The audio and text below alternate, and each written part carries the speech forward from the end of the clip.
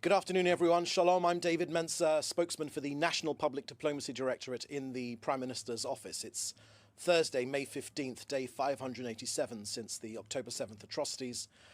Please put your questions in the chat with your name and news outlet. I've got a couple of brief points to share with you just before that, and then we'll get to your questions.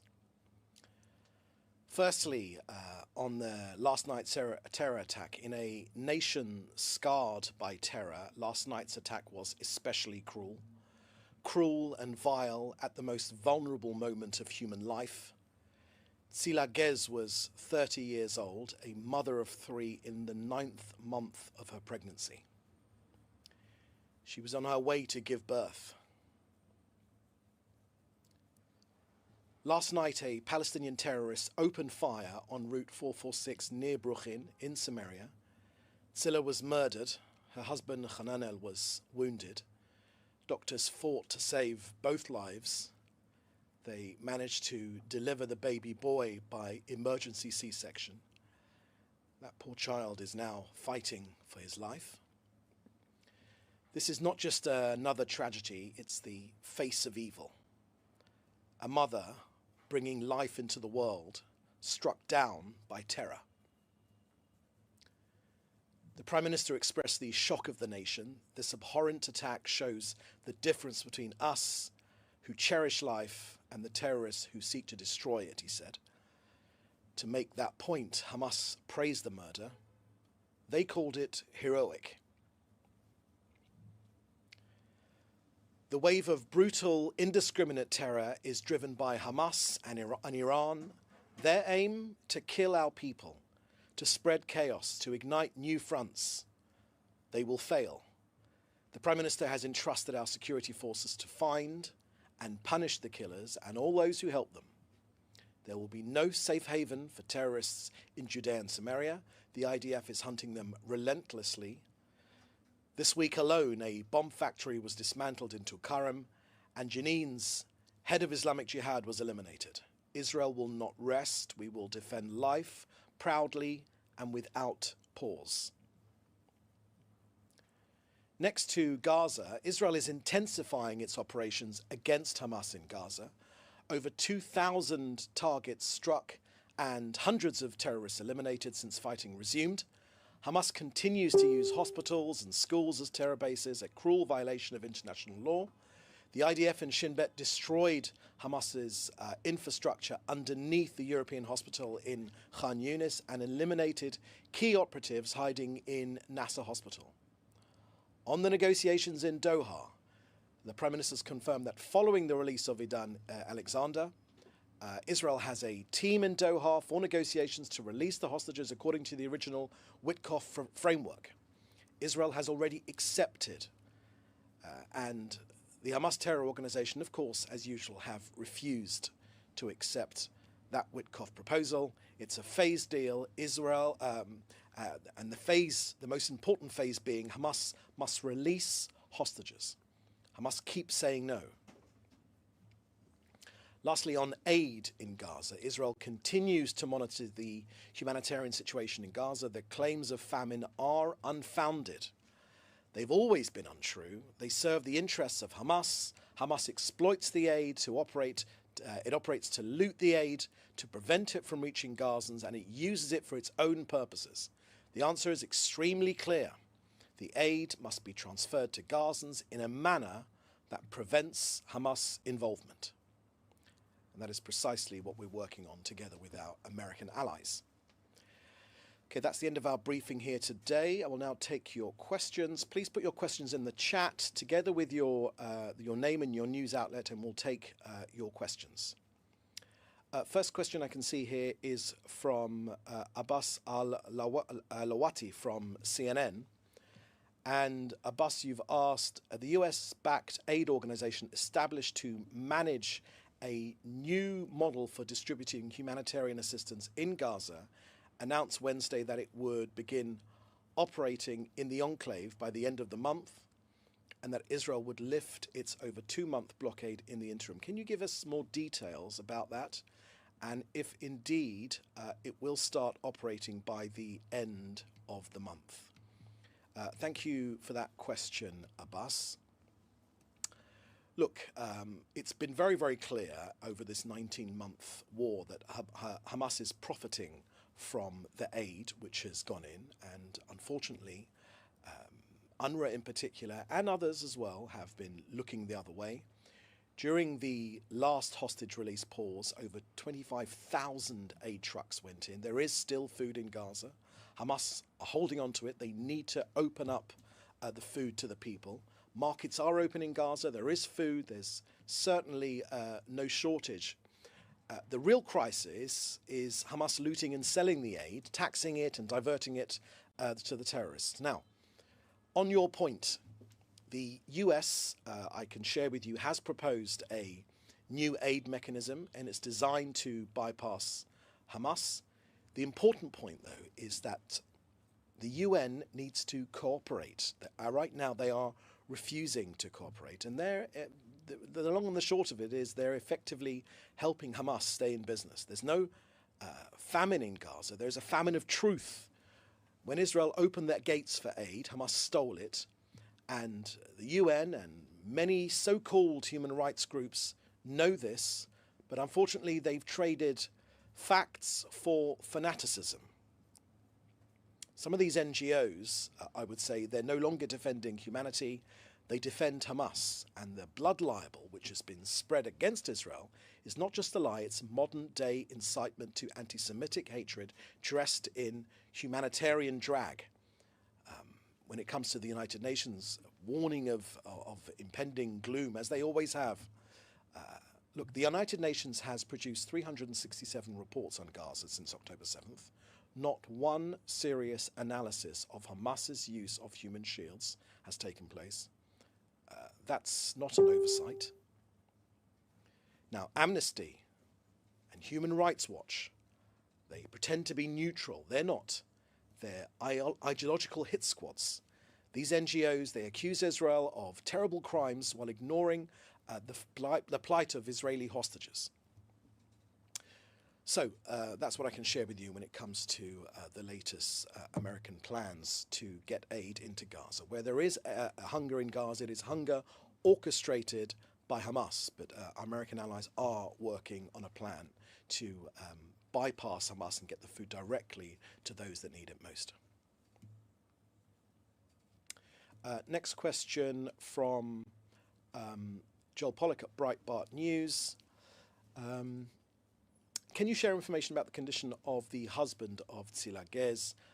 Was he injured in the attack? Thank you for that question, Joel. The latest information that we have is that he was injured. I've seen his status as lightly injured. I know that he's been able to speak to his children about the catastrophe which has befallen that family and the killing of their mother. For further information, I would recommend that you contact the hospital where Hananel was treated. Next question. Does Israel feel encouraged by President Trump's insistence that Saudi Arabia, in Saudi Arabia yesterday, that an Iran deal must also include an end to supporting terror and proxy wars abroad? Thank you for that question, Joel. Look, when it comes to Iran, we are on precisely the same page as the Americans. President Trump, and specifically Prime Minister Netanyahu, who has made the prevention of Iran getting a nuclear weapon the essence of his leadership, and because of the leadership by Prime Minister Netanyahu on this particular issue, we have prevented that from happening.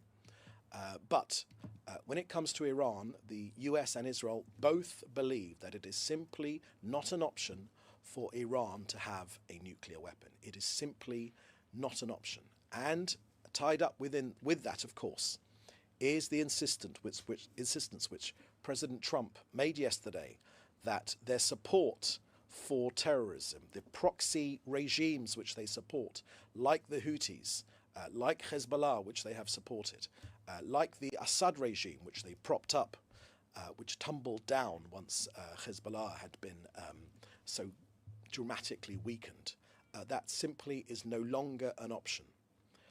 So I believe that when it comes to this issue, the US and Israel are on precisely the same page because we understand, all of us understand, that it is simply not an option for Iran to have a nuclear weapon.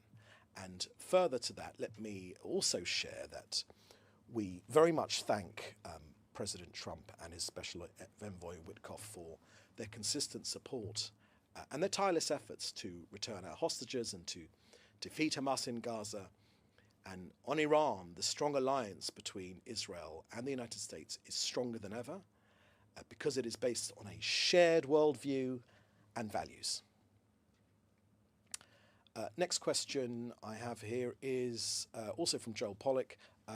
Is Israel concerned about the lifting of sanctions on Syria, or could there be a trade between Tel Aviv and Damascus?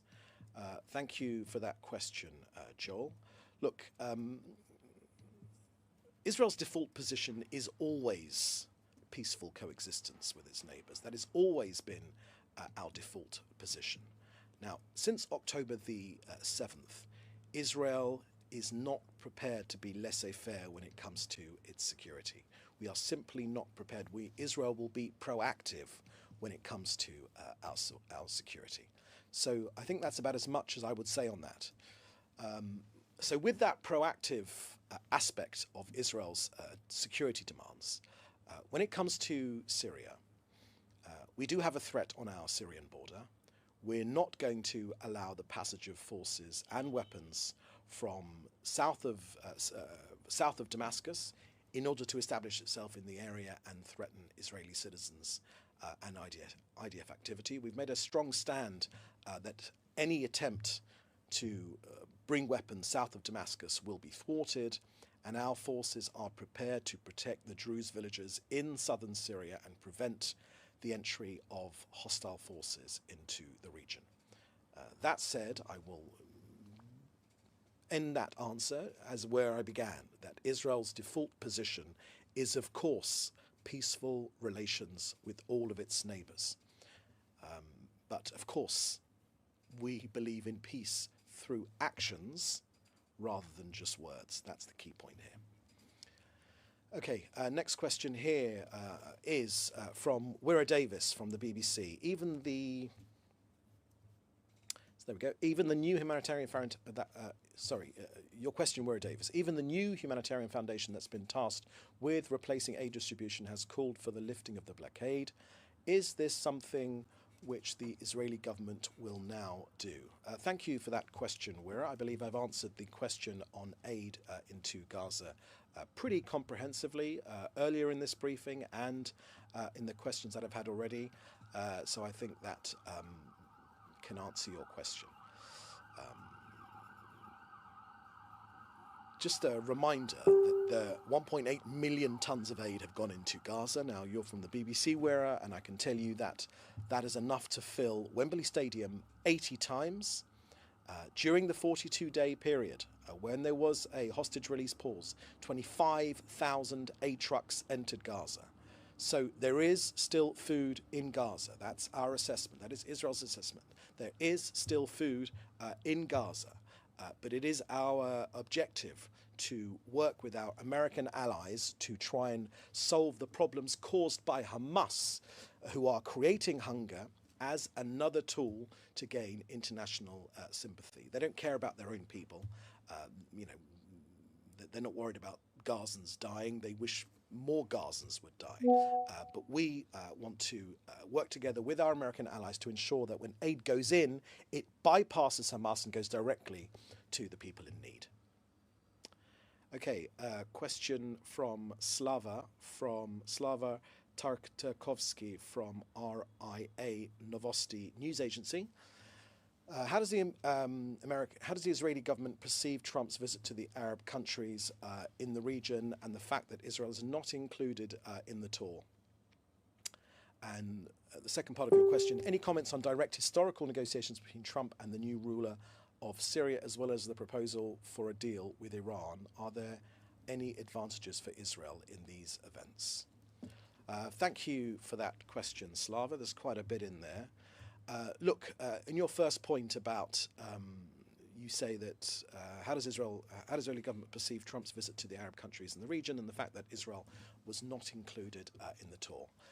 Look, President Trump took office on January 20th this year. I think in the first days of February, Israel was the first country invited to the White House. The first international leader was Prime Minister Netanyahu. I was proud to be inside in that delegation. I stood in the Oval Office and I heard the president's commitment to this country, which is why Israel believes, and our Prime Minister believes, and our government believes, and our people know that we have had no better friend than President Trump in the White House. No better friend, no closer relationship ever than between that of the White House in Washington, D.C. and Jerusalem. The Prime Minister has also subsequently visited Washington again, so he's had two visits in that short period of time to Washington, D.C. So this notion of, this notion is just, I think, plainly erroneous. The Prime Minister and the President are in constant contact. The Prime Minister and Mr. Witkoff, his chief negotiator, are also in constant contact. There are no two nations which are closer than Israel and the US because we have shared values and a shared vision of the future, as well as shared enemies as well. You've asked me about Syria, and I've shared with you our views on that. And are there any advantages for Israel in these events? Look, when it comes to Iran, yes, of course, Iran and the US have both made a commitment that it is simply not an option for Iran to gain nuclear weapons. Simply not an option. So one way or the other, whether through diplomatic means or through other means, that is our joint objective between our two nations to stop that from happening. Okay, next question here is from Joel Pollack from Breitbart News. Was the release of Eden Alexander truly unconditional, or did Israel agree to conditions to be revealed later? Thank you for that question, Joel. On Monday, when Eden Alexander was released, we shared with you that there were no conditions to this. This was done because Israel is unrelentingly putting pressure on Hamas, together with the diplomatic push from the US. That's how this happened, this combination of the two things. Israel's pressure on this genocidal death cult terrorist organization, that military pressure together with the US. That's how Eden, thankfully, was brought home. And I would encourage you all journalists to check out what Eden's family have been saying about the conditions in which Eden was kept, the torture which he endured, the heavy sacks which were put on his head, the physical torture of him being starved, of him being put in a cage, of him being chained, of him being beaten. I would encourage you to look at that, because I haven't seen any reports of that in any international media. Next question here is a second question here from Wira Davis at the BBC. The killing and the murder, you say, of a heavily pregnant woman, Tel Agez, in the West Bank overnight was abhorrent, and the most right-minded people would call for the perpetrators to be dealt with in full accordance of the law. Would you apply the same logic and standards to those responsible for the wiping out of an entire family, 13 people, the Samor family in Khan Yunis? They were among 62 Palestinians killed in overnight airstrikes. Thank you for that question, Wira. As usual from the BBC, that is an abhorrent question, because you seek to equate the democratic right of this country to defend itself and a terrorist organization hiding amongst its civilians. Let me tell you Israel's point of view when it comes to this point of view which you've just made. I'll be frank with you. Israel faces a moral paradox, and it's been created by Hamas. When we strike a military target and get condemned by you, Wera Davis, as you've just done now, or if we don't strike and then reward the use of human shields, Hamas deliberately embeds its commanders underneath hospitals, knowing that any Israeli strike, however legal and precise, will generate headlines which they can weaponize, which they do. It's a textbook case of asymmetric warfare. The IDF is punished, as you are seeking to do right now, for acting, and Hamas is rewarded for hiding amongst civilians. So, I don't know the details, specific details of the case you're talking about, but when Hamas turns hospitals into military bases, it forfeits their protection under international law. And we have a choice. Do we let arch criminals, terrorists, like Mohammed Sinwar, Yahya Sinwar's brother, the de facto leader, one of the leaders of Hamas, do we let him live, or do we stop him? Now, if Israel doesn't strike when targets like Sinwar present themselves, then Hamas's human shield strategy wins. And the war loses its meaning in terms of its war, the war we have against Hamas. So this strike, particularly the ones against the Nasser hospital, it wasn't just legal, it was necessary. We always try to get innocent civilians out of harm's way if we possibly can. That is the reality, whether it's comfortable or not.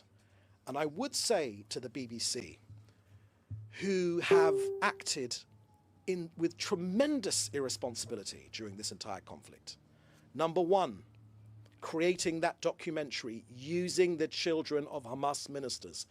Number two, paying Hamas, physically paying British taxpayers' money going towards a terrorist, genocidal, death cult, terrorist organization.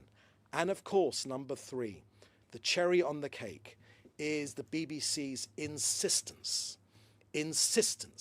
not to label Hamas a terrorist organization, despite the fact that the British government does rightly call it a terrorist organization. The BBC does not call it a terrorist organization. And we can be left in no doubt whatsoever, that the BBC does not consider the Hamas a terrorist organization, because it doesn't call it a terrorist organization, because it is sympathetic towards Hamas. That is what its actions, the BBC's actions, show extremely clearly. So these sorts of false equivalents which you're sending me now, they are offensive as they are supportive of Hamas.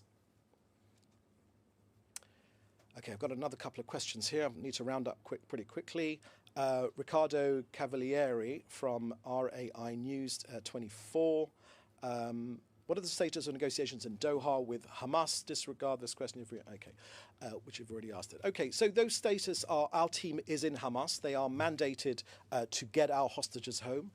They are operating under the Witkoff proposals. Israel has accepted the Witkoff proposals. Till today, because they call for the release of our hostages, till today Hamas has not accepted. So, but we want them to succeed, but they will happen while there is military pressure on the terrorist organization. And last question here from Norway, TV2 Norway, Hilda Gran. How will the new foundation being set up to distribute aid in Gaza be able to replace the UN and other UN organizations when it's set up to only have a handful of distribution sites compared with the UN's 400 sites? Thank you for that question, Hilda. I've dealt quite specifically about this particular issue, and the point I would just simply make to you again is that we need to bypass Hamas when it comes to aid distribution. They steal the aid, they use the aid then to raise money, and they use that money to pay its terrorists and encourage them to become fighters on their behalf. That is what they do. They steal, they extort their own people, and they use that money to raise terrorist funds. So now the UN, and it's unfortunately UNRWA in particular, and I would put UNRWA in particular as a key offender. UNRWA have perpetuated this conflict. Number one, their education system. UNRWA's education system. Every single one of the terrorists which committed the atrocities of October the 7th came from UNRWA schools. The UNRWA educated the terrorists. Now, imagine in Norway's jails if you could identify the same education system of every single criminal in Norway's jails, that they came from the same school, the same education system. That is the case when it comes to UNRWA. They are thoroughly discredited. And number two, they teach what they teach in those educational institutions. They glorify jihad. They say that just a little bit longer we'll be able to uproot Israel. You'll be able to take over Haifa, Israeli cities, and Jaffa. You will be able to go back to those countries and we'll uproot the state of Israel, despite our 3,500 roots in this land. And of course, that Hamas actively embedded themselves, still till today, embed themselves in UNRWA institutions, that UNRWA staff actually took part in the massacre, and that more than 1,000, almost 1,500 UNRWA employees are members of Hamas. They are members of Hamas. So I would say it's imperative, if you care about a better future for Gaza, that this discredited UN institution is moved away from anything to do with Gaza, because they have to have such a terrible record in perpetuating this conflict, looking the other way when Hamas have stolen the aid, and also their failure when it comes to education. Okay, my friends, that's the last question. Thank you for joining us today. We're available for questions or for interview or for anything else. In the meantime, you can get in touch with us in the usual way. Thank you for joining us this time. Please do stay safe, and we'll see you next time. Thank you. Bye-bye.